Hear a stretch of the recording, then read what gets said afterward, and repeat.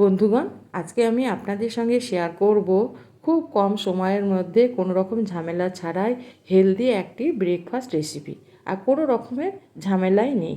আর এই জন্য প্রথমে একটা বাটির মধ্যে আমি নিয়ে নেব 1 কাপ ময়দা। ময়দার জায়গায় আপনারা আটার ব্যবহারও করতে পারেন। এবার আমি এখানে দিয়ে দিলাম স্বাদ মতো লবণ, আর দিয়ে দেব আমি 1/2 চামচ মতো চিনি। চিনিটা দেওয়ার পর আমি লবণ আর চিনিটাকে ময়দার সঙ্গে ভালো করে মিশিয়ে নেব। এবার আমি এখানে দিয়ে দেব দুধ। এখানে আমি জাল করা দুধ নিয়েছি 1 কাপ, ওটাকে দিয়ে দিলাম।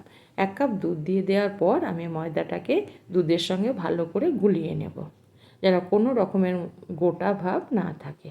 দেখুন বন্ধুরা, আমি এখানে 1 কাপ দুধের ব্যবহার করলাম। আবারও আমি 1 কাপ দুধ এখানে নিয়ে নেব। তার মধ্যে আমার যতটুকু প্রয়োজন ততটুকুই আমি নেব। আমি ওখান থেকে 1/2 কাপ দুধ দিয়ে দিলাম। এবার আমি আবারও এই ময়দার বেটারের সঙ্গে ভালো করে দুধটাকে মিশিয়ে নেব। এইভাবে অনবরত নেড়ে আমি ময়দার সঙ্গে দুধটাকে ভালো করে মিশিয়ে নিলাম। দেখুন বন্ধুরা, বাটির গায়ে লেগে যাচ্ছে। এই রকম ঘনত্বটা রাখতে হবে। দেখুন চামচের গায়ে লেগে যাচ্ছে। আর খুব মোটা করলে হবে না বেটারটা, তাহলে কিন্তু যে আমি রুটিটা তৈরি করব সেটা কিন্তু মোটা হয়ে যাবে। ঠিক এই রকম পাতলায় বেটারটাকে রাখতে হবে। এটাকে ঢাকা দিয়ে সাইডে রেখে দিলাম। এবার আমি গ্যাসের মধ্যে একটা প্যান বসিয়ে দিলাম। প্যানের মধ্যে দিয়ে দিলাম 1/2 চামচ মতো ঘি। ঘিটা গলে গেলে আমি এখানে দিয়ে দেব 1/2 কাপ সুজি। সুজিটাকে এবার ঘিয়ের সঙ্গে আমি ভালো করে ভেজে নেব, কাঁচা গন্ধটা যাওয়ার জন্য। এইভাবে কিছুক্ষণ নেড়ে চেড়ে ভেজে নেওয়ার পর আমি এখানে দিয়ে দেব কিছু ড্রাই ফ্রুটস, যার মধ্যে আছে কিশমিশ, কাজু আর কাঠবাদাম। ওগুলোকে আমি ছোট ছোট করে কেটে নিয়েছিলাম, সেটাকে দিয়ে দিলাম। এবার সুজির সঙ্গে এই ড্রাই ফ্রুটসগুলোকেও আমি ভেজে নেব। এবার মিষ্টির জন্য আমি এখানে দিয়ে দেব 2 চামচ চিনি। চিনিটা আপনারা আপনাদের পছন্দ মতো দিয়ে নেবেন। আমি এখানে 2 চামচ চিনি দিলাম, যেহেতু আমার 1/2 কাপ সুজি আছে সেই জন্য। এবার এগুলোকে, আর চিনিটা আগেও আমি ময়দার সঙ্গে ব্যবহার করেছি, আবারও ভালো করে নেড়ে চেড়ে নেওয়ার পর আমি এখানে দিয়ে দিলাম যতটা আমি সুজি নিয়েছি ততটা পরিমাণই আমি দিয়ে দিলাম দুধ। দুধটাকে দিয়ে দেওয়ার পর আমি ভালো করে এইভাবে নেড়ে চেড়ে মিশিয়ে নেব। আর এখন আমি গ্যাসটাকে একটু কমিয়ে দেব। অনবরত নাড়তে নাড়তে আমার এই বা সুজির এই পুরটা আমার তৈরি হয়ে যাবে। এইভাবে অনবরত নাড়তে হবে আর ঝুড়ো ঝুড়ো ভাব হয়ে যাবে। এভাবে আমি একদম ঝুরঝুরে করে নেব, যেটাকে ভাজা সুজি বলে, ঠিক সেই রকম আমি এইরকম তৈরি করে নিলাম। এবার আমি গ্যাসটাকে বন্ধ করে দেব। দেখুন কত সুন্দর, একদম গ্যাসটা বন্ধ করে দিয়েছি। এবার এটাকে আমি সাইডে রেখে দেব। আবারও আমি একটা প্যান বসিয়ে দিয়েছি, প্যানের মধ্যে দিয়ে দিলাম তেল। আমি অল্প একটু তেল দিয়ে তেল ব্রাশ করে দিলাম প্যানটাকে।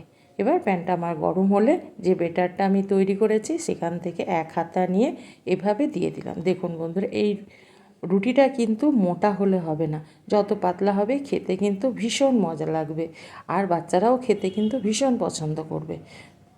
তাহলে বেটারটা একদম মোটা করলে হবে না, ঠিক একদম পাতলা করলেও হবে না, মিডিয়াম একটা বেটার তৈরি করতে হবে। দেখুন ওপরের অংশটা আমার শুকিয়ে গেছে। এবার আমি রুটিটাকে পিঠটাকে অল্প একটু সেঁকে নেব।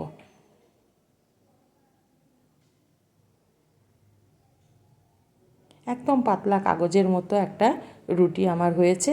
এভাবে আমি উল্টিয়ে দিলাম, দিয়ে অল্প একটু আমি এটাকেও ভেজে নেওয়ার পর এই ভাজতে ভাজতেই আমি উপরে যে পুরটা আমি তৈরি করলাম উপরে এইভাবে দিয়ে দেব। আর এই অবস্থায় দিলে পুরটা কিন্তু রুটির মধ্যে ভালোভাবে সেঁটে যাবে, তাহলে কিন্তু কোনো রকমভাবে বেরিয়ে যাবে না, তাহলে খেতে কিন্তু ভীষণ সুবিধা হবে বাচ্চাদের। এবার আমি রুটিটাকে উল্টিয়ে দিয়ে চেপে চেপে বসিয়ে দেব, যাতে সুজির পুরটা না বেরিয়ে আসে। এইভাবে আমি এবার এটাকে উল্টিয়ে পাল্টিয়ে উঠিয়ে নেব।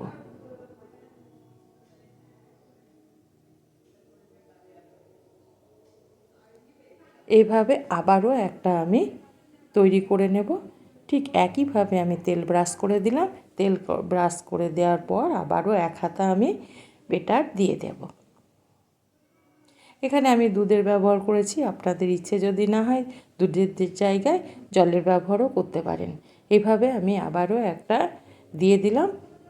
দিয়ে দেওয়ার পর উপরের অংশটাকে শুকিয়ে গেলে তবেই আমি এটাকে উল্টিয়ে দেবো। দেখুন বন্ধুরা, উপরের অংশটা আমার শুকিয়ে গেছে। এবার এটাকে আমি উল্টিয়ে দেব। উল্টিয়ে দেওয়ার পর এই অবস্থাতে আমি কিন্তু এবার পুরটাকে দিয়ে দেব। যে সুজির পুরটা আমি তৈরি করেছি ওইটাকে দিয়ে দেব।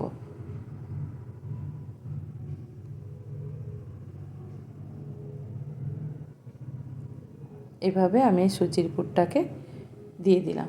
এবার একটু টেপে টেপে বসিয়ে দিলাম যাতে লেগে যায়। এবার আমি এটাকে উল্টিয়ে দেব, দিয়ে স্প্যাচুলা দিয়ে টিপে দেব যাতে পুরটা না বেরিয়ে যায়। দিয়ে এপিট ওপিট করে একবার ঘুরিয়ে নেব। ঘুরিয়ে নেওয়ার পর আমি এটাকে উঠিয়ে নেব। এটা আমার হয়ে গেল। এইভাবে আমি সমস্ত টিফিনগুলোকে ভেজে নেব। আমার সমস্ত টিফিনগুলো আমার ভাজা হয়ে গেছে। এবার আমি একটা একটা করে প্লেটের মধ্যে উঠিয়ে নেব, দিয়ে আমি পরিবেশন করব কিংবা টিফিন বক্সের মধ্যে দিয়ে দেব। যদি আমার ভিডিওটা ভালো লেগে থাকে তবে অবশ্যই একটা লাইক করবেন আর সাবস্ক্রাইব করে আমার চ্যানেলটির পাশে থাকবেন।